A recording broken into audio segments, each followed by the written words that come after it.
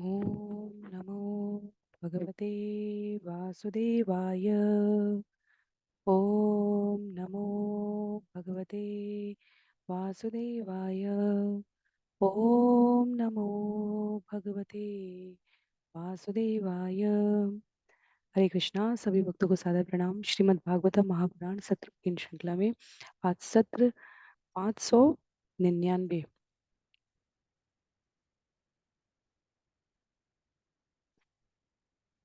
में सभी भक्तों का स्वागत है। हम सभी यहाँ पर श्रीमद् भागवतम महापुराण को अंतर्राष्ट्रीय कृष्ण भावनामृत संघ के संस्थापक आचार्य कृष्ण कृपामूर्ति श्री श्रीमद अभय चरणारविंद भक्ति वेदांत स्वामी श्रील प्रभुपाद की पुस्तक के माध्यम से भक्तों के संग श्रवण और पठन करने का प्रयास कर रहे हैं। जैसा कि सत्रों का प्रारूप है, वर्तमान विषय वस्तु का संक्षिप्त अवलोकन, तत्पश्चात मंगलाचरण और उसके बाद एक एक श्लोक का वाचन और अनुवाद, श्रवण और पठन करते हुए हम सभी इस सत्र में आगे बढ़ने का प्रयास करेंगे। वर्तमान विषय वस्तु की संक्षिप्त पुनरावृत्ति के इस क्रम में यदि हम सभी को स्मरण हो तो पिछले सत्र में हमने स्कंद 11 अध्याय 7 जहां पर अवधूत की कथा आरंभ हुई है। महाराज यदु और अवधूत की वार्ता के रूप में भगवान श्री कृष्ण उद्धव को सुना रहे हैं, जिसे सुखदेव गोस्वामी महाराज परीक्षित को सुना रहे हैं। एक तरुण से दिखने वाले साधु सज्जन की दिव्य आध्यात्मिक पहचान को समझते हुए राजा यदु ने उनसे पूछा कि आप ऐसे किस प्रकार हैं, और उन्होंने कहा मैंने अपने जीवन में कुछ विभिन्न प्रकार के निश्चित गुरुओं का संग किया है। 24 गुरुओं की संख्या कहें या 28 गुरुओं की संख्या कहें। अवधूत का मार्मिक वक्तव्य यहाँ इस अर्थ में है कि प्रकृति में प्रदत्त इन गुरुओं के माध्यम से, और आरंभ होता है उन गुरुओं का क्रम जो हमने पिछले सत्र में श्रवण किया। पृथ्वी की तरह सहनशीलता, जल की तरह तरलता, आकाश की तरह समग्रता, वायु की तरह सर्वत्र व्याप्त होते हुए बिना भिन्नता के अपने आप को सभी के लिए उपलब्ध कराना, अग्नि की तरह भेद किए बिना दूषित और भूषित में सभी को स्वीकार करना। इस क्रम में जहां सत्र समाप्त हुआ वहां हमने कपोत की कथा से किस प्रकार से मनुष्य जीवन में रहने वाला प्राणी प्रत्येक शरीर से संबंधित संबंधों के प्रति आसक्ति के कारण अपने इस वास्तविक लक्ष्य को भूल सकता है। ये कपोत की कथा के माध्यम से हमने श्रवण किया।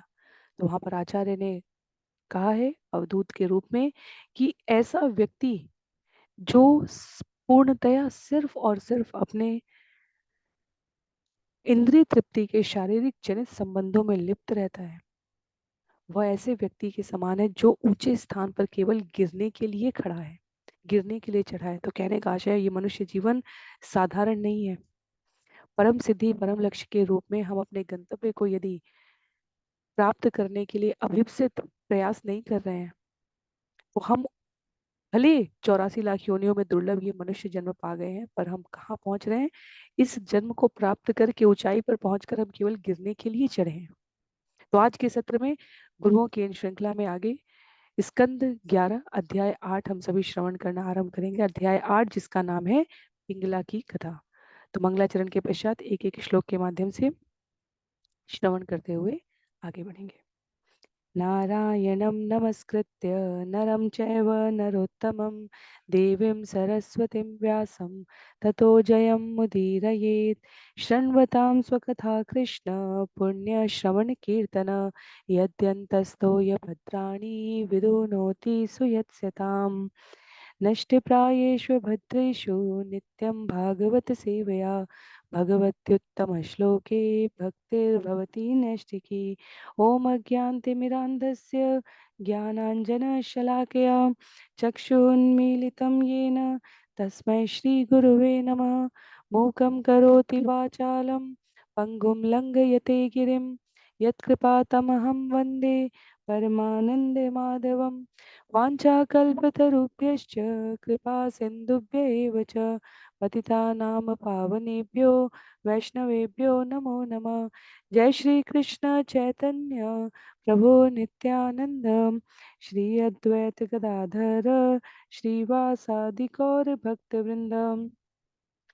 हरे कृष्णा कृष्ण कृष्णा हरे हरे, हरे राम राम राम हरे हरे, हरे कृष्णा कृष्ण कृष्णा हरे हरे, हरे राम राम राम हरे हरे, हरे कृष्णा कृष्ण कृष्णा हरे हरे, हरे राम राम राम हरे हरे। हरे कृष्णा। पुनः सभी भक्तों को सादर प्रणाम। आज सत्र 599 में हम सभी आरंभ करने जा रहे हैं स्कंद 11 अध्याय 8, जिसका नाम है पिंगला की कथा। इस अध्याय में 44 श्लोक हैं और जिनके पास पुस्तक है मेरा अनुरोध रहेगा कि आप सभी पुस्तक का प्रयोग करें। अन्य सभी की सुविधा के लिए मैं यहाँ स्क्रीन पर श्लोक को प्रस्तुत करने का प्रयास करूंगी।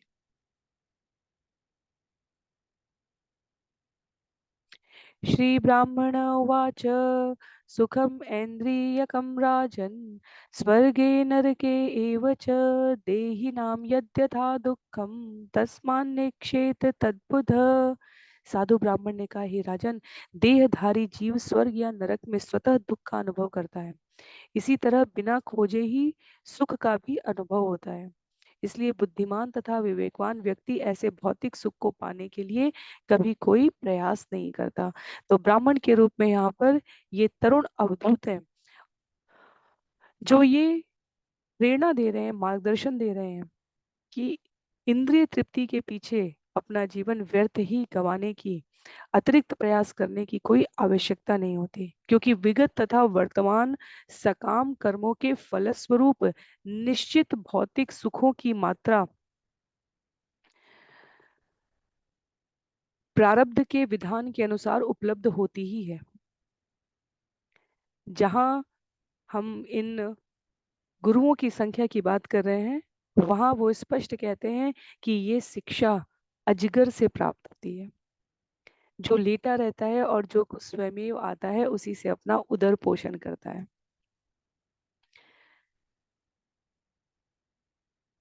कहने का आशय ये नहीं है कि निष्क्रिय होना है, उदासीन होना है या अन्य किसी का शोषण करना है।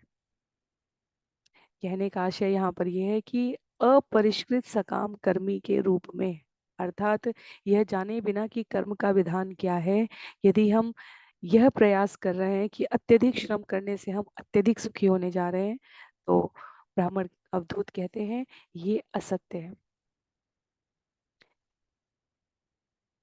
वर्तमान समय का, साधन का, ऊर्जा का उपयोग स्थायी सुख प्राप्त करने के लिए उपयोग में लाना, ये बुद्धिमत्ता है।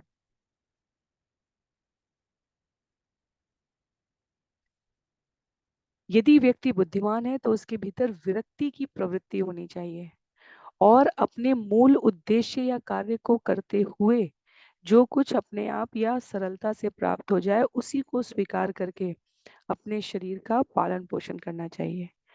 सदैव भगवान की सेवा में, पूजा में व्यस्त रहते हुए इस विधान को समझकर यदि इंद्रिय जनित इच्छाओं में भोग की प्रवृत्ति की कुछ कामना आ भी जाए तो उसे परे करके मन को भगवान में स्थिर करना चाहिए, क्योंकि आवश्यकताओं की पूर्ति तो भगवान वैसे भी कर रहे हैं, हमारी इच्छाएं अनंत हैं। तो अजगर के रूप में यहाँ पर अगले श्लोक में, श्लोक संख्या 2 में कहते हैं,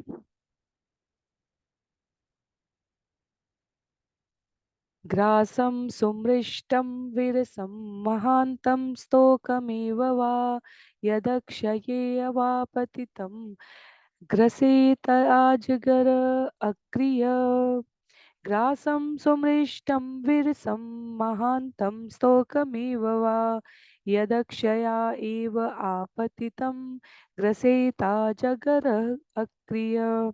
अजगर का अनुकरण करते हुए मनुष्य को भौतिक प्रयास का परित्याग कर देना चाहिए और अपने उदर पोषण के लिए उस भोजन को स्वीकार करना चाहिए जो अनायास मिल जाए, चाहे वह स्वादिष्ट हो या स्वाद रहित, पर्याप्त हो या स्वल्प हो। हमारे षट गोस्वामी वृंदावन में वास करते हुए अपना अधिकाधिक समय पुस्तकों के लेखन में, वृंदावन के मंदिरों, भगवान की लीला स्थलियों के निर्माण में,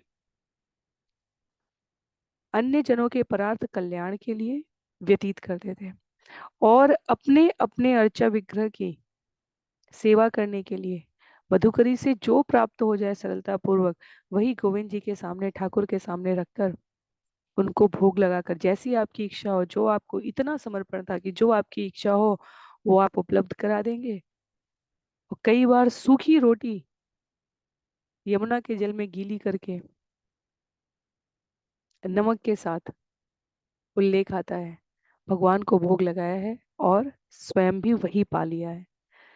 तो ये एक बहुत ही उच्च अवस्था है, पर सामान्य परिस्थितियों में भी कहने का आशय ये है कि अधिक इंद्रिय सुख प्राप्त करने के लिए इंद्रियों का अधिक उपयोग श्रम से भौतिक कार्यों में प्रवृत्त होकर करने से हमें वो नहीं उपलब्ध होती है। हमें सम्यक रूप से भगवान की सेवा के लिए आवश्यक संसाधन एकत्र करने के प्रयत्न में जो उपलब्ध हो जाए उससे स्वयं को संतुष्ट रखना चाहिए। श्लोक संख्या 3 में कहते हैं, शयिताहानि भूरिणी निराहारो अनुपक्रम यदि न उपनयेद ग्रास महाअहि इव दिष्ट भोग। यदि कभी भोजन ना भी मिले तो संत पुरुष को चाहिए कि बिना प्रयास किए वह अनेक दिनों तक उपवास रखे। उसे यह समझना चाहिए कि ईश्वर की व्यवस्था के कारण उसे उपवास करना चाहिए। इस तरह अजगर का अनुसरण करते हुए उसे शांत तथा धीर बने रहना चाहिए। तो व्यवहारिक संदर्भ में भोजन एक उदाहरण है संत पुरुषों के लिए जो एकाकी जीवन व्यतीत कर रहे हैं। इसका जो आध्यात्मिक तथ्य और सत्य सामान्य गृहस्थियों के समझने के लिए आवश्यक है वह ये कि अपने उत्तरदायित्वपूर्ण कार्यों का हमें निश्चित रूप से वहन करते रहना है।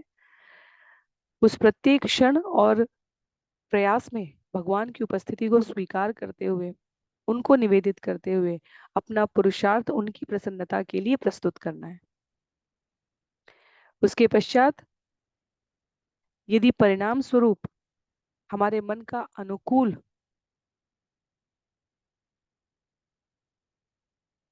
गंतव्य प्राप्त हो उस कार्य के परिणति के रूप में, तो हमें उसे भी स्वीकार करना है, और यदि प्रतिकूल भी मिले तो उसे भी हमें भगवत कृपा मानकर अपने वास्तविक मनोरथ के लिए बढ़ते चले जाना है। श्लोक संख्या 4 में कहते हैं, ओजसहो बलयुतम बिभ्रद्देहम् अकर्मकं शयानो वीतनिद्रश्च नेहेत इंद्रियवानपि। संत पुरुष को शांत रहना चाहिए और भौतिक दृष्टि से अक्रिय रहना चाहिए। उसे बिना अधिक प्रयास के अपने शरीर का पालन पोषण करना चाहिए। पूर्ण काम, मानसिक तथा शारीरिक शक्ति से युक्त होकर भी संत पुरुष को भौतिक लाभ के लिए सक्रिय नहीं होना चाहिए, अपितु अपने वास्तविक स्वार्थ के लिए सदैव सतर्क रहना चाहिए। वास्तविक लाभ के लिए अत्यधिक सतर्कता की आवश्यकता है। कृष्ण भावनामृत के अनुशीलन की आवश्यकता है। भगवान के साथ अपने संबंध के प्रति आश्वस्त रहकर, ये जानकर कि वो सभी प्रकार से रक्षा करेंगे, अपने निजी निर्वाह के लिए अतिरिक्त प्रयास करने की आवश्यकता नहीं है। ये बहुत महत्व की बात है। ये नहीं कहा जा रहा है यहाँ पर कि जीवन का लक्ष्य जमीन पर अजगर की तरह लेटकर शरीर को भूखे मारने का प्रदर्शन करने के लिए है। इस उदाहरण से आचार्य कहते हैं कि मनुष्य को पूर्णतया निष्क्रिय होने के लिए प्रोत्साहन नहीं मिलना चाहिए। इस उदाहरण का जो वास्तविक अर्थ है वो आध्यात्मिक उन्नति में सक्रिय और भौतिक इंद्रिय तृप्ति में निष्क्रिय रहना चाहिए, इस अर्थ में समझना है। योगी भगवान की सेवा करने के लिए सदैव उत्सुक रहेगा, और जब भगवान ऐसी सेवा के लिए यदि भौतिक सुविधाएं उपलब्ध करा रहे हैं तो कृतज्ञता पूर्वक उसे स्वीकार करेगा।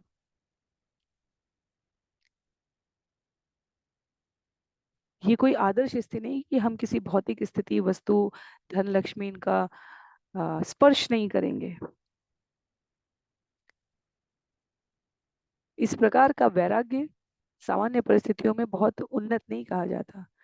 अभी तो इस जगत की कोई वस्तु, कोई स्थिति, कोई व्यक्ति, कोई संसाधन भगवान की सेवा में प्रयोग करने के लिए यदि उपयोग में लाया जा सके तो हमें उसे यथासाध्य उसके लिए प्रयोग करना है। कहते हैं अंतिम पंक्तियों में आचार्य यहाँ पर मनुष्य को युक्त वैराग्य प्राप्त करना चाहिए, जिससे वह हर वस्तु भगवान की सेवा में लगा सके। जैसे कृष्ण भावनामृत का प्रचार करने में लीन भक्त अपने निजी पालन पोषण के लिए स्वतः सारी सुविधाएं प्राप्त कर लेता है, क्योंकि वह जो कुछ भी संसाधन है उसका प्रयोग भगवान के लिए यदि हम उद्यम कर रहे हैं। श्रील प्रभुपाद ने अंतर्राष्ट्रीय कृष्ण भावनामृत संघ के आरंभिक वर्षों में जो शिष्य किसी प्रकार के रोजगार व्यवसाय में लगे थे, उनमें से किसी को नहीं कहा कि तुम लोग पूर्णकालीन सब छोड़कर आओ, बैठकर केवल हरिनाम करो। अन्य हरिनाम करने के लिए प्रेरित हो सके, इसके लिए संसाधनों को उपलब्ध कराए जाने की आवश्यकता थी।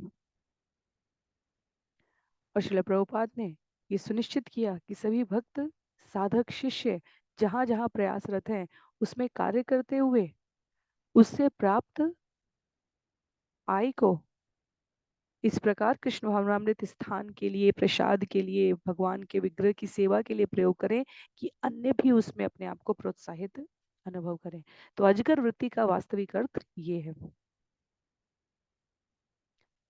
आगे श्लोक संख्या 5 में कहते हैं, मुनि प्रसन्न गंभीरो दुर्विग्राय दुरत्यय अनंत पारो यक्षोभ्य स्तिमित उद इव अर्णव। मुनि अपने बाह्य आचरण में सुखी और मधुर होता है, किंतु भीतर से अत्यंत गंभीर तथा विचारवान होता है। क्योंकि उसका ज्ञान अगाध तथा असीम होता है, अतः वह कभी शुद्ध नहीं होता। इस तरह वह सभी प्रकार से अगाध तथा दुर्लंघ्य सागर के शांत जल की तरह होता है। गुरुओं की इन संख्याओं और शिक्षाओं से परे हमारे लिए अवधूत के इस उद्धरण का इस अर्थ में चिंतन करना अत्यंत आवश्यक है कि प्रकृति के हर तत्व के द्वारा भगवान वास्तव में जीव को समुन्नत आध्यात्मिक दृष्टि प्राप्त करने की प्रेरणा दे रहे हैं।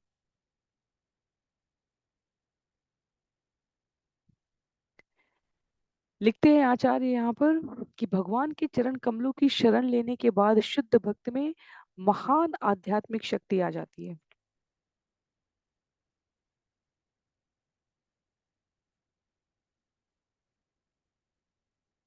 और उस आध्यात्मिक शक्ति के द्वारा वो अपना संयम नहीं खोता,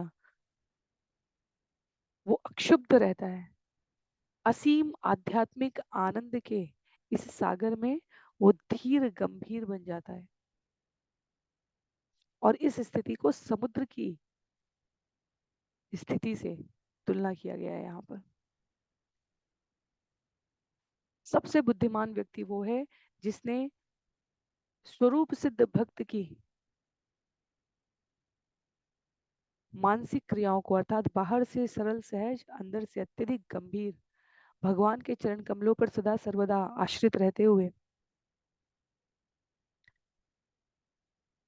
अपने कर्तव्य की पूर्ति के लिए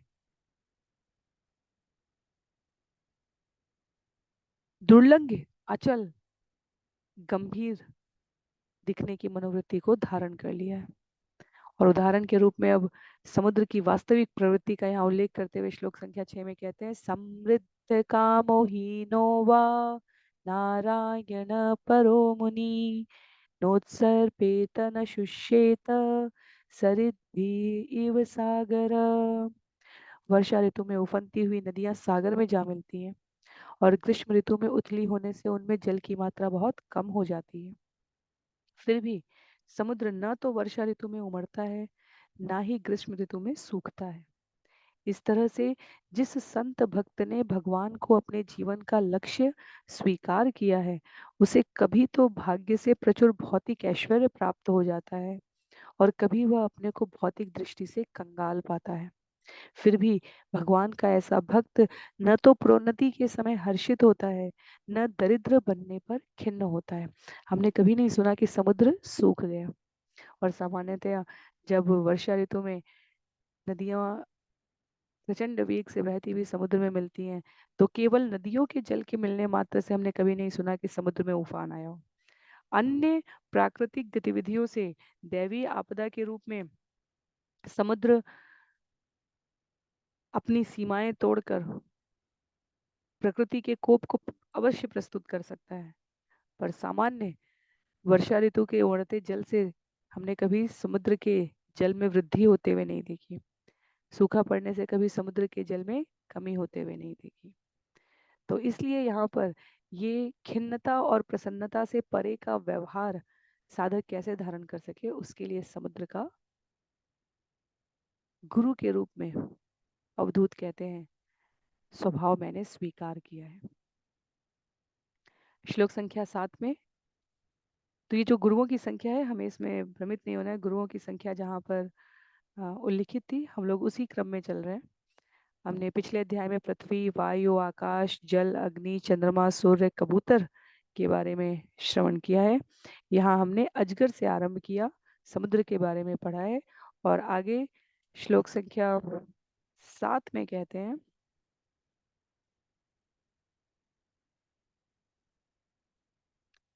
दृष्ट्वा स्त्रियं देवमायां तद्भावे अजितेन्द्रिय प्रलोभित पतति अंधे तमस्यग्नो पतंगवत।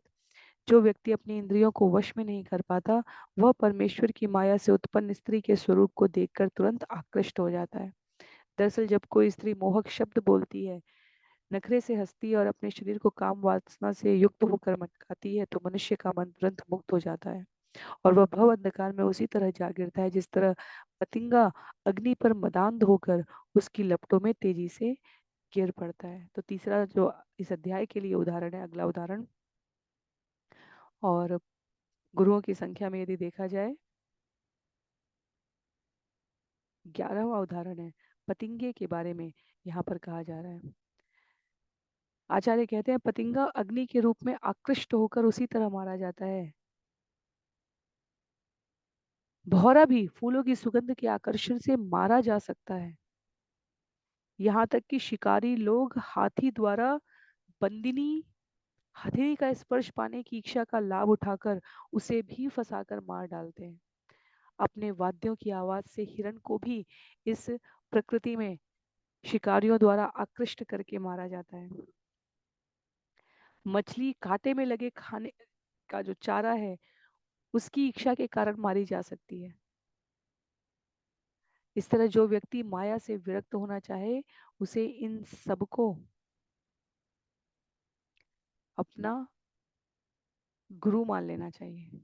तो जो अगले 11, 12, 13, 14, 15, 16 यहाँ पर उदाहरण है। कैसे लिखते हैं,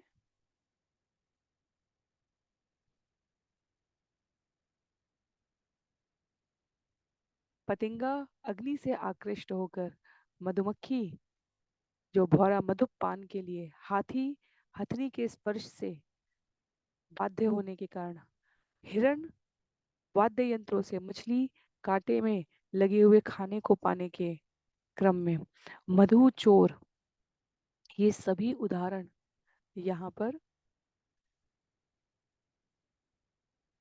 जीव विशेष की इंद्रिय को तृप्त करने की कमजोरी का लाभ उठाकर कैसे माया सक्त अवस्था में बाधित और इस जगत में बेधित बांधा जा सकता है, उसका उल्लेख है। कहते हैं आचार्य इन 5 असहाय प्राणियों को हमें अपना गुरु मान लेना चाहिए, और इनसे जो आवश्यक है वो सीखना चाहिए। लोभ से विरक्त होकर भौतिक इंद्रिय पदार्थ के घातक आकर्षण से अपने आप को बचाकर जीवन यापन करने में समता युक्त व्यवहार कर जीव इन प्राणियों को गुरु रूप में शिक्षा प्राप्त कराने का माध्यम समझकर अपने आप को भ्रमित होने से बचा सकता है। इस क्रम में अगला उदाहरण स्त्री का दिया जाएगा, क्योंकि पिंगला वैश्य अध्याय का नाम है, तो क्रमशः आगे बढ़ते हुए श्लोक संख्या 8 में उल्लेख कर रहे हैं।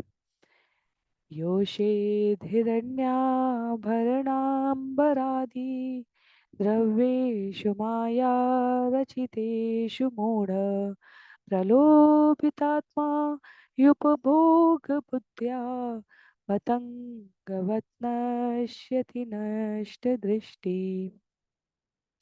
विवेक रहित मूर्ख व्यक्ति सुनहले गहनों, सुंदर वस्त्रों और अन्य प्रसाधनों से युक्त कामुक स्त्री को देखकर तुरंत ललचा हो उठता है।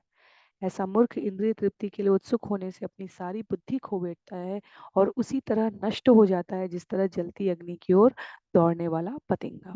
तो अब क्रमशः इनको विस्तार दिया जाएगा कि आकर्षण प्रस्तुत करने के रूप में वर्तमान में भी कई बार भोगवाद उत्पादों की इस सृष्टि में अनेकों प्रकार के एडवर्टीजमेंट से लेकर सस्ते मनोरंजन के लिए सामान्यतया स्त्री का प्रयोग होता है या बच्चों को उन उत्पादों के प्रति आकर्षित करने के लिए उनका उपयोग किया जाता है। तो अधिक से अधिक ये किसी ये किसी स्त्री की या बच्चों के कोमल स्वभाव की निंदा के रूप में नहीं है, अपितु यह समझने के लिए है कि मनुष्य स्वभाव में वास्तव में सभी योनियों में किस नैसर्गिक आकृष्ट करने वाली शक्ति का दुरुपयोग हो रहा है।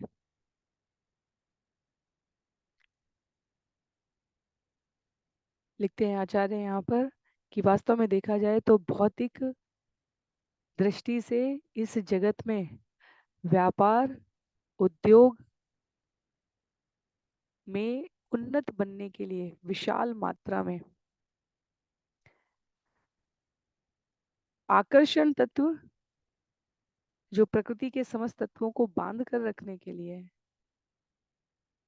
उस आसक्ति में अत्यधिक दुरुपयोग प्रयोग होने की प्रवृत्ति जो क्षणिक कामना के सुख के अभ्यस्त जीवों के लिए बहुत महत्व की होती है और आध्यात्म जिन्हें नीरस लगता है,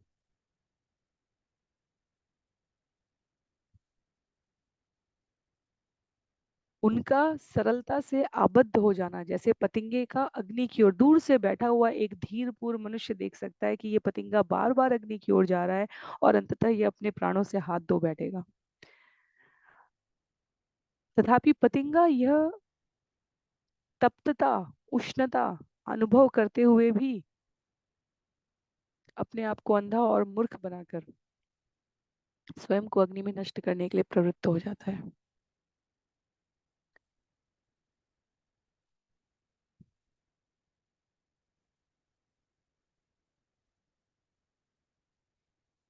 वास्तव में देखा जाए तो पतंगे के उदाहरण के रूप में कई बार मनुष्यों के जीवन वृत्ति में भी किसी एक पदार्थ की, किसी एक भौतिक उपलब्धि के लिए, किसी एक भौतिक पद प्रतिष्ठा के लिए अपने समय को इतना अधिक व्यय करने की प्रवृत्ति होती है कि उसे वास्तव में जीवन के लक्ष्य के प्रति सोचने, समझने और व्यवहार करने का अवसर ही नहीं मिल पाता। और फिर सामान्यतया 10, 20, 30 सालों पश्चात वो लक्ष्य प्राप्त होने के पश्चात उसकी निस्सारता को समझकर सभी ज्ञानी दार्शनिक बन के प्रवचन देने लग जाते हैं कि यदि हमें उस समय इस बात का भान होता तो हमने ऐसा न किया होता, मैंने इससे ये सीखा वो सीखा। पर समझने की बात तो ये है कि काल का समय सभी के लिए निश्चित है। ये जीवन की मूलभूत शिक्षाएं हैं आरंभिक स्तर पर हमें इसका भान होना चाहिए। प्रकृति के इन तत्वों को देखकर, सुनकर, इन पर चिंतन करके इन्हें गुरुओं के रूप में स्वीकार करने का अर्थ हुआ कि इनकी शिक्षाओं को जीवन में, व्यवहार में पालन किया जाए। कितना, किस वस्तु या स्थिति को प्राप्त करने के लिए हमें प्रयास करना है, इसके प्रति गंभीरता पूर्वक विचार किया जाए। अवधूत कहते हैं कि पतंगे के रूप में मैंने इस शिक्षा को समझा है। आगे, स्तोकम स्तोकम ग्रसेत ग्रासम देहो वर्तेत यावता गृहान अहिंसन आत्तिष्ठेत वृत्तिम माधुकरिम मुनि। संत पुरुष को उतना ही भोजन स्वीकार करना चाहिए जितने से उसका जीवन निर्वाह हो सके। उसे द्वार द्वार जाकर प्रत्येक व्यक्ति से थोड़ा थोड़ा भोजन स्वीकार करना चाहिए। इस तरह उसे मधुमक्खी की वृत्ति का अभ्यास करना चाहिए। तो पतंगे के बाद जो अगली प्रवृत्ति है वो मधुमक्खी की यहाँ पर कही जा रही है। और मधुमक्खी के रूप में कई बार संभव है कि किसी पुष्प की असाधारण सुगंध से आकृष्ट होकर वह उसके प्रति इतना जुड़ाव और लगाव अनुभव करे कि वो सिर्फ और सिर्फ उसी फूल पर बैठी रह जाए।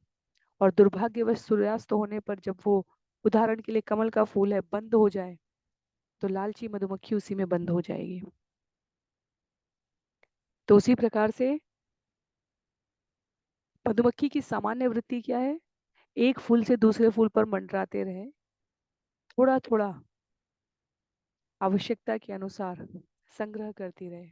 इसके विपरीत यदि असाधारण सुगंध से आकृष्ट होकर एक ही स्थान पर बैठ गई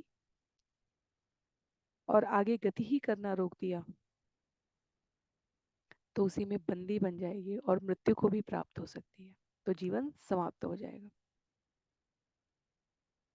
उसी संदर्भ में ये उदाहरण है। संत पुरुष को यह देखकर नहीं कि कौन कितना अधिक दान धन दे सकता है और वहां आवश्यकता से अधिक अपने समय को, ऊर्जा को, संसाधन को व्यय करे, अपितु उसे आदर्श मुनि के लिए कहा जा रहा है कि मधुमक्खी के सामान्य आचरण की तरह एक स्थान से दूसरे स्थान की यात्रा परमार्थ के लिए करते रहते हैं। सुखदेव गोस्वामी ने उल्लेख किया है आगे आरंभिक अध्यायों में, सत्रों में हमने श्रवण किया था। सुखदेव गोस्वामी किसी स्थान पर एक गाय दूहने में जितना समय लगता है उतने समय तक रहते थे। गृहस्थी को कोई ना कोई आध्यात्मिक शिक्षा, मार्गदर्शन देते थे, उतना शरीर के पोषण के लिए स्वीकार करके और वो अगले गंतव्य के लिए प्रस्थान कर जाते थे। तो वो प्रतीक्षा नहीं कर रहे होते थे या प्रतिदिन उसी स्थान पर नहीं आते थे। श्रील भक्ति सिद्धांत सरस्वती कहते हैं कि ऐसी तुंदिल मक्खी निस्संदेह माया के जाल में फंस जाएगी, अर्थात जो यह विचार करके कि यहाँ मुझे अधिक तृप्ति वाला भोजन मिलेगा तो यहाँ मुझे अधिक समय रहना चाहिए, यह अनियंत्रित काम वासना को जन्म देता है। और वास्तव में अपने अपने प्रतिदिन के व्यवहार में भी सामान्य मनुष्य के रूप में हम सभी ये देख सकते हैं। कहीं किसी ऐसी स्थिति या परिस्थिति में, चाहे चाहे नौकरी के संदर्भ में, चाहे रोजगार के संबंध में, चाहे व्यक्तियों के साथ संबंध के रूप में, जहाँ किंचित अधिक समय, ऊर्जा व्यय करने से हमें अधिक भौतिक लाभ हो रहा हो और हम अपने आप को वहां आबद्ध करते रह जाएं, तो क्रमशः शनैः शनैः हम अपनी जीवन शक्ति का दुरुपयोग ही कर रहे हैं। इसके विपरीत जहां हम आवश्यकता के अनुसार अपने श्रम को देकर उचित मात्रा में भरण पोषण के लिए संसाधन प्राप्त कर लें और फिर अगले गंतव्य की ओर बढ़ें, वो अधिक स्वीकृत होना चाहिए। आगे उल्लेख करते हैं श्लोक संख्या 10 में, अणुभ्यश्च महद्भ्यश्च शास्त्रेभ्य कुशलो नर सर्वतः सारमादद्यात् पुष्पेभ्य इव षट्पद। जिस तरह मधुमक्खी बड़े तथा छोटे सभी प्रकार के फूलों से मधु ग्रहण करती है, उसी तरह बुद्धिमान मनुष्य को समस्त धार्मिक शास्त्रों से सार ग्रहण करना चाहिए। तो अर्घ के रूप में जिस प्रकार मधुमक्खी मधु ग्रहण कर रही है, सार के रूप में शिक्षाओं का अंतिम लक्ष्य क्या है? व्यर्थ के ज्ञान का गट्टर ढोकर बौद्धिक गधा बनने की आवश्यकता नहीं है, आचार्य लिखते हैं। शिक्षा का वास्तविक अर्थ ये नहीं है। शिक्षा ऐसी होनी चाहिए कि मनुष्य को आनंद तथा ज्ञान का नित्य जीवन प्राप्त हो सके। सभी श्लोकों को, सभी ऋचाओं को, संहिताओं को, उपनिषदों और आरण्यों के अध्ययन के पश्चात यदि जीवन में भगवत सेवा के लिए प्रवृत्ति नहीं आई है, यदि अभी संबंध, विधि और प्रयोजन का भान नहीं हुआ है, तो आचार्य कहते हैं कि ये शिक्षा जीवन में कोई अंतर नहीं लाती। इसलिए मधुमक्खी के दृष्टांत से हमें ये सीखने का प्रयत्न करना है। श्लोक संख्या 11 में सायंतनम स्वस्तनम वान संग्रहीत भिक्षितम पाणिपात्रोदरामत्रो मक्षिकेव न संग्रही। संत पुरुष को ये नहीं सोचना चाहिए मैं इस भोजन को आज रात के लिए रखूंगा और इस दूसरे भोजन को कल के लिए बचा लूंगा। दूसरे शब्दों में संत पुरुष को भीख से प्राप्त भोज्य सामग्री का संग्रह नहीं करना चाहिए। प्रत्युत उसे अपने हाथ को ही पात्र बनाकर उसमें जितना आ जाए उसी को खाना चाहिए। उसका एकमात्र कोठार उसका पेट होना चाहिए और उसके पेट में आसानी से जितना भोजन आ जाए वही उसका भोजन संग्रह होना चाहिए। इस तरह उसे लोभी मधुमक्खी का अनुकरण नहीं करना चाहिए जो अधिक से अधिक मधु एकत्र करने के लिए उत्सुक रहती है। तो मधु के रूप में सार एकत्र करने की शिक्षा लेनी है, आवश्यकता से अधिक संचय न करने की प्रवृत्तियां लेनी है। और आचार्य आगे तात्पर्य में लिख रहे हैं कि मधुमक्खियों के भी दो प्रकार हैं। एक जो फूलों से रस एकत्र करती है और दूसरी वे जो छत्ते में मधु तैयार करती हैं। तो यहाँ उस दूसरे मधु चोर जो कहा जा रहा है, यहाँ दूसरे प्रकार की मधुमक्खी का उल्लेख है। वो इतना अधिक मधु एकत्र कर लेती है कि वो अपने छत्ते में ही फंस जाती है। तो अत्यधिक भौतिकतावादी व्यक्ति अनावश्यक भौतिक संचय के भार के नीचे दब जाता है। एक बहुत ही सरल उदाहरण लेंगे हम लोग। जैसे जब कोई यात्रा के लिए निकलता है तो कहा जाता है यात्रा के समय जितना सिर्फ आवश्यकता के लिए सामान है उतना ही लो। अधिक लेकर चलने से यात्रा अत्यधिक थकान भरी, भार से युक्त हो जाती है। ये मनुष्य जीवन भी हमें एक यात्रा के रूप में प्राप्त हुआ है। जितना अधिक हम विचारों का, व्यक्तियों का भार अपने संग लेकर चलने का प्रयत्न करेंगे, जीवन यात्रा उतनी दुर्गम होती चली जाएगी। यदि हम आध्यात्मिक उन्नति के लिए प्रयत्नशील हैं तो हमें ऐसी स्थिति से बचना चाहिए। कृष्ण भावनामृत में संलग्न साधकों के लिए जितना भी संग्रह होता है वह तुरंत व्यवहारिक भक्ति के प्रयोग में लगा देने का विधान बताया गया है, अन्यथा वह सामान्य लोभ के स्तर पर गिर जाएगा और ये घोरतम अपराध है।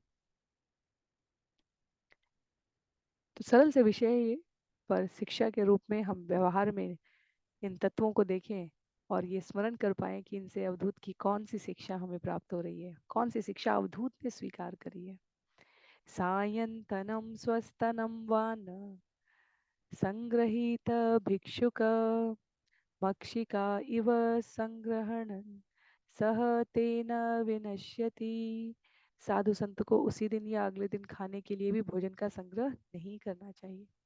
यदि वह इस आदेश की अवहेलना करता है और मधुमक्खी की तरह अधिक से अधिक स्वादिष्ट भोजन एकत्र करता है तो उसने जो कुछ एकत्र किया है वह निसंदेह उसे नष्ट कर देगा। हम ऐसा सोचेंगे कि ये कैसे संभव है। अगर एक दिन के लिए ये साधु संतों की जो जो गृहस्थ नहीं है उनके संदर्भ में ये बात की जा रही है, जिनका उद्देश्य जो इस मार्ग पर प्रवृत्त नहीं है उनके लिए ये बात कही जा रही है। तो हमें लगे कि यदि उन्होंने अगले वक्त के लिए अपना भोजन संचय करके रख लिया तो इसमें कौन सी बड़ी बात है, पर वो संचय फिर वो अलग वर्ण और आश्रम की बात हो गई। यदि उद्देश्य मुनि की तरह व्यवहार करना है तो संचय भी उतना ही होना चाहिए जितना आवश्यकता में है। उससे अधिक संचय इंद्रियों को, वृत्ति को, उस संचय की गति को और संचय में उपलब्ध संसाधनों को उनकी रक्षा करने के लिए, उनके प्रति भयभीत रहने के लिए इन वृत्तियों में ही संलग्न कर देगी। तो भ्रमर यहाँ पर जब मधुमक्खी कहा जा रहा है तो जो फूल का रस एकत्र कर रही है उसे कहा जा रहा है, और मक्षिका, मधुचोर उसे कहा जा रहा है जो अत्यधिक मधु का संग्रह छत्ते में कर ले और स्वयं उसी में दब के मर जाए। तो आध्यात्मिक चेतना नष्ट न हो जीव की, खाने सोने इंद्रियों की तुष्टि और भय से रक्षा करने में ही जीवन व्यतीत ना हो रहा हो, उस आध्यात्मिक चेतना को बनाए रखने की बात के लिए यहाँ पर इन दो प्रकार की मधुमक्खियों का उदाहरण दिया जा रहा है। आगे श्लोक संख्या 13 में कहते हैं, कदापि युवतिं भिक्षु न स्पृशेतारविमपि स्पृशन् करी इव बध्येत करिण्या अंगसंगत। संत पुरुष को चाहिए कि वह किसी युवती का स्पर्श ना करे। वस्तुतः उसे काठ की बनी स्त्री के स्वरूप वाली गुड़िया को भी अपने पांवों से भी स्पर्श नहीं होने देना चाहिए। स्त्री के साथ शारीरिक संपर्क होने पर वह निश्चित ही उसी तरह माया द्वारा बंदी बना लिया जाएगा जिस तरह हथनी के शरीर का स्पर्श करने की इच्छा के कारण हाथी पकड़ लिया जाता है।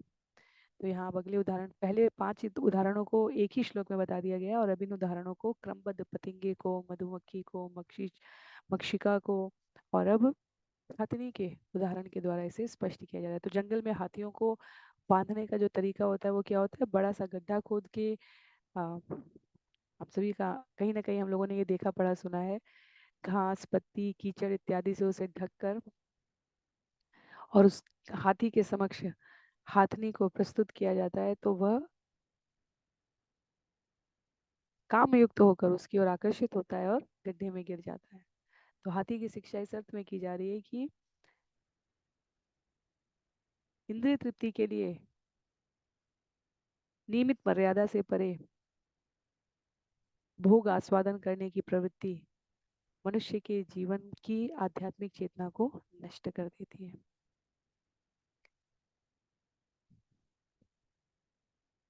आध्यात्मिक जगत में जाना संभव ही नहीं है यदि जीव अपने आप को इसी जगत में, ऐसी वार्ताओं में, ऐसे सोच विचार में, ऐसे स्पर्श में, ऐसे अम, अमर्यादित संग में तृप्त करने का विचार करता रहेगा।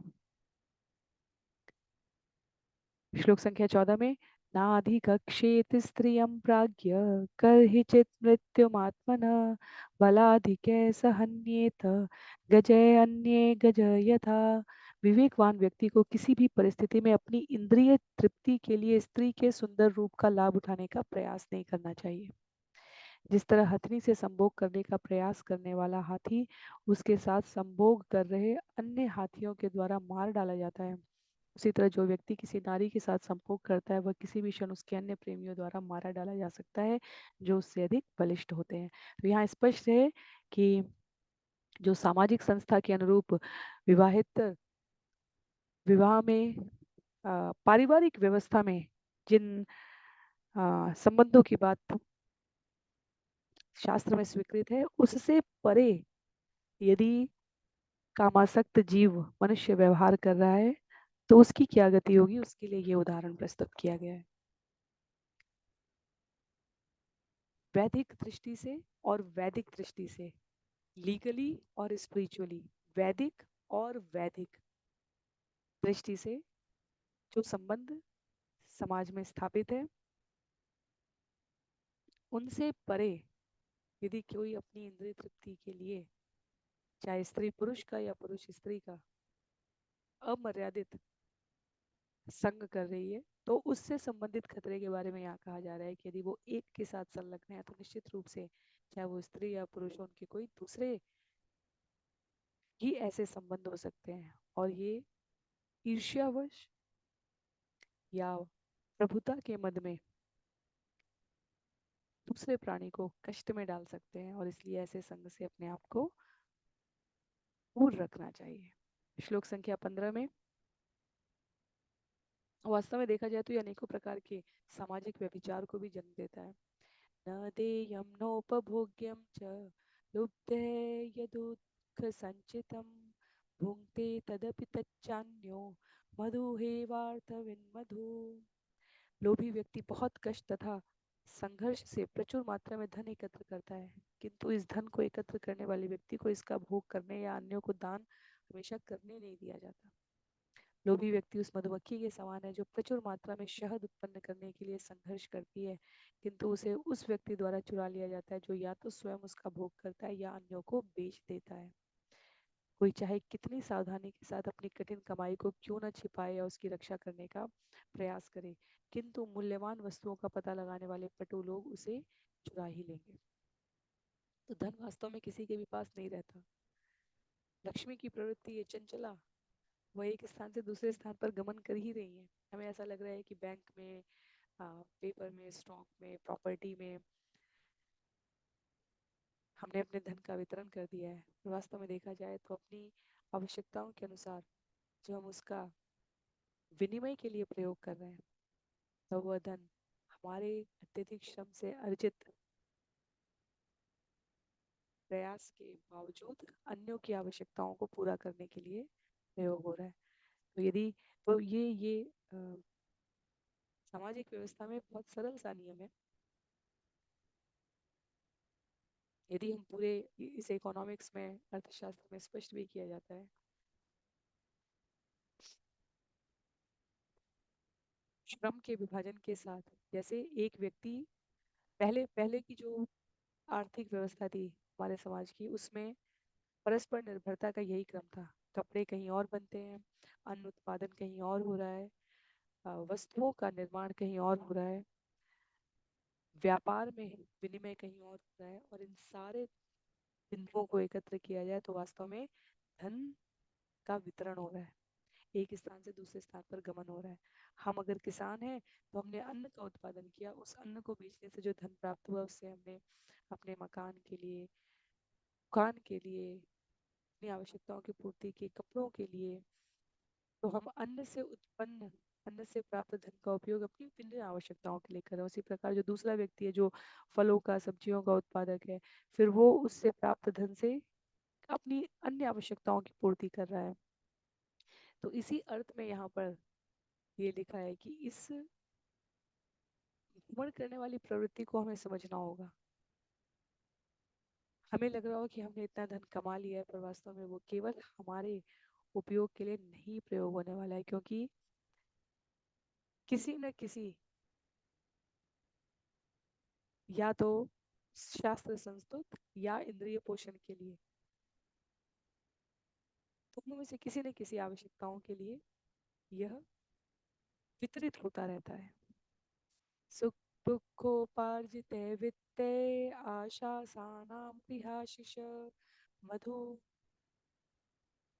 हेवाग्रतो भुङ्क्ते यतिर्वे गृहमेधिनाम्। जिस प्रकार शहद चोर मधुमक्खियों द्वारा बड़े ही परिश्रम पूर्वक एकत्र की गई शहद को निकाल लिया जाता है, उसी तरह ब्रह्मचारी तथा सन्यासी जैसे साधु संत पारिवारिक भोग में समर्पित गृहस्थों द्वारा बहुत ही कष्ट सहकर संचित किए गए धन का भोग करने के अधिकारी हो जाते हैं। तो हमें शहद वास्तव में कैसे प्राप्त होता है? हम शहद बनाते तो है नहीं, शहद तो हम मधुमक्खियों से ही प्राप्त कर रहे हैं। तो शास्त्रों का कथन है ये कि गृहस्थ जीवन में जो नियमित इंद्रिय भोग करने की छूट दी गई है, वो इसलिए ताकि अन्य तीन आश्रमों के प्राणियों को आश्रय दिया जा सके। तो इसलिए गृहस्थ को एक मर्यादित अवस्था और व्यवस्था में धन संचय करने का भी अधिकार है, अपने इंद्रियों को सुखी करने का भी अधिकार है। एक निश्चित संख्या और मात्रा में उसे इस द्रव्य का वितरण करने की भी शास्त्र के द्वारा नीति निर्देशक तत्व के रूप में मार्गदर्शन किया गया है। तो कृष्ण भावनामृत में आध्यात्मिक उन्नति को प्राथमिकता देने वाले गृहस्थ इसे भली भांति समझते हैं। अपनी आवश्यकताओं की पूर्ति के साथ साथ वह भगवान नाम के प्रचार में संलग्न ब्रह्मचारियों को, वानप्रस्थधारियों को, सन्यासियों को, या जीवन की आरंभिक अवस्था में स्थित गुरुकुलों, विद्यालयों को सामर्थ्य के अनुसार सहयोग प्रदान करते हैं। आगे लिखते हैं, ग्राम्य गीतम न शृणुयाद्य यति वनचर क्वचित् शिक्षेत हरिणात् बद्धात् मृगयो गीतमोहितात्। वनवासी सन्यासी को चाहिए कि भौतिक भोग को उत्तेजित करने वाले गीत या संगीत को कभी ना सुने। प्रत्युत संत पुरुष को चाहिए कि ध्यान से उस हिरण के उदाहरण का अध्ययन करें जो शिकारी के वाद्य के मधुर संगीत से विमोहित होने पर पकड़ लिया जाता है और मार डाला जाता है। तो उदाहरणों की श्रृंखला में मधुमक्खी के पश्चात अब जो उदाहरण यहाँ पर दिया गया हिरण का, हिरण को पकड़ने के लिए क्या तकनीकी व्यवस्था की जाती है? मधुमक्खी, हाथी, मधुचोर, उसके पश्चात हिरण। हिरण को पकड़ने के लिए व्यवस्था की जाती है सुंदर वाद्य, ध्वनियों का, संगीतों का, संगीत के सुरों का प्रयोग किया जाता है। तो मनुष्य के रूप में हमें अत्यधिक सतर्क रहना है कि हम अपने आप को इंद्रिय तृप्ति में अनुरक्त होने वाले माध्यमों से अधिकाधिक दूरी पर रख सके। वास्तव में हमें संगीत, गीत सुनना ही है तो गीतोपनिषद सुनना चाहिए, भगवत गीता, जो भगवान के द्वारा गाया गया गीत है।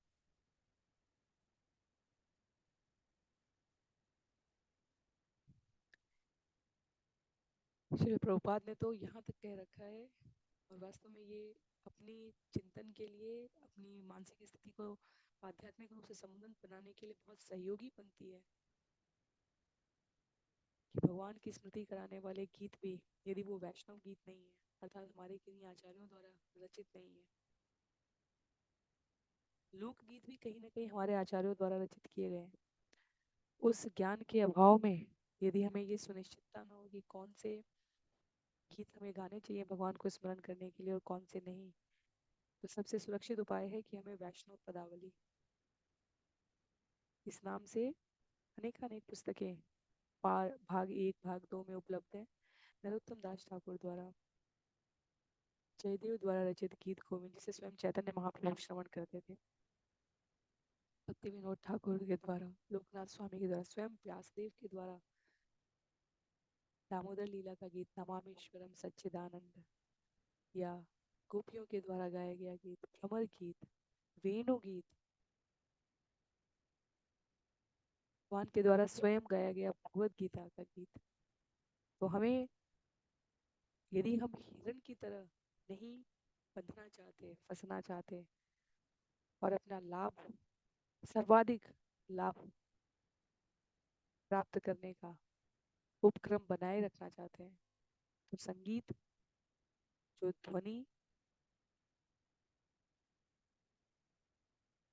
जो सुर लय ताल हम धारण करें, वो भी वैदिक पदावली से निर्गत निकला हुआ होना चाहिए। श्लोक संख्या 18, जो संभवतः आज के सत्र के लिए हम सभी अंतिम श्लोक रखेंगे। नृत्यवादित्र गीतानि जुषन् ग्राम्याणि योषिताम् आसां क्रीडनको वश्य दृश्य शृंगो मृगी सुत। सुंदर स्त्रियों के सांसारिक गायन, नृत्य तथा संगीत मनोरंजन से आकृष्ट होकर मृगी पुत्र ऋषि श्रृंग मुनि तक उनके वश में आ गए, मानो कोई पालतू पशु हो। तो छोटे मोटे उदाहरण नहीं देता है शास्त्रों में, बड़े बड़े उदाहरण देता है।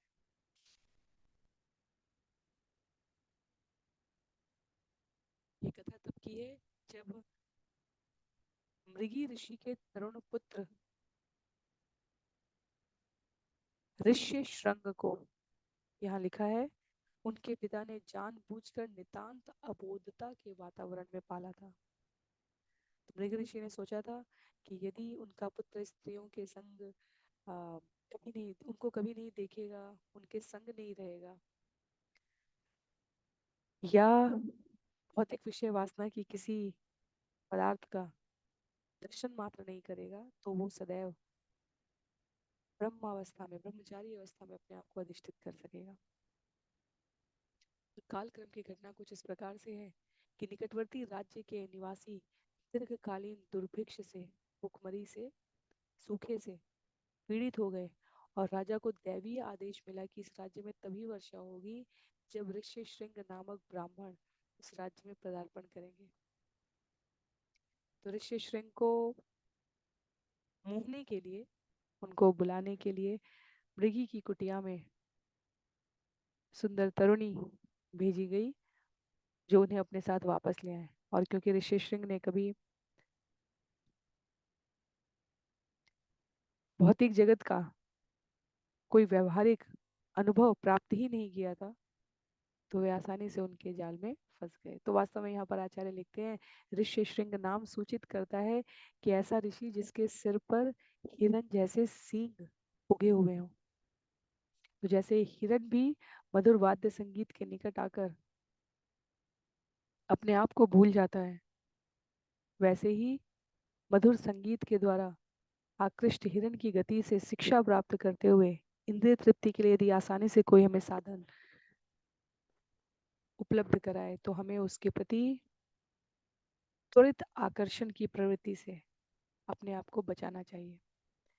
विचारवान व्यक्ति के रूप में विनीत होकर हमें ये हिरण के जीवन से शिक्षा प्राप्त करनी चाहिए। अभी के लिए इतने पे ही रोकेंगे।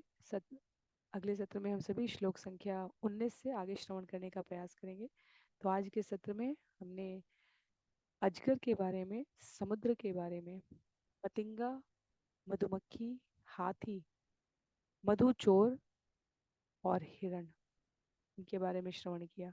तो मछली, पिंगला वेश्या, कुररी पक्षी, बालक, तरुणी, बाण बनाने वाला सांप, मकड़ी तथा बर्रा, इसके बारे में हम सभी आत्मज्ञान की शिक्षाओं के रूप में क्या श्रवण कर सकते हैं, अगले सत्र में श्रवण करने का प्रयास करेंगे। यदि संभव रहेगा तो प्रत्येक गुरु और उससे क्या शिक्षा है, इसको मैं संक्षिप्त रूप में इस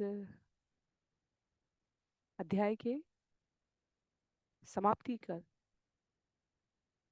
हम सभी को स्मरण रह सके प्रस्तुत करने का भी प्रयास करूंगी, तो किसी पीपीटी के माध्यम से, ताकि हम सभी स्क्रीन पर एक एक शिक्षाओं को, यहाँ हम क्रमबद्ध तरीके से पढ़ रहे हैं पर पृथ्वी से क्या, वायु से क्या, आकाश से क्या, जल से, अग्नि से, इस क्रमबद्ध तरीके से सभी के समक्ष प्रेषित करने का प्रयास करेंगे। आज के लिए सत्र को यहीं पर समाप्त करते हैं। श्रील प्रभुपाद की जय, श्रील गुरुदेव की जय, अनंत कोटि वैष्णव वृंद की जय, श्रीमद् भागवतम महापुराण की जय। हरे कृष्णा।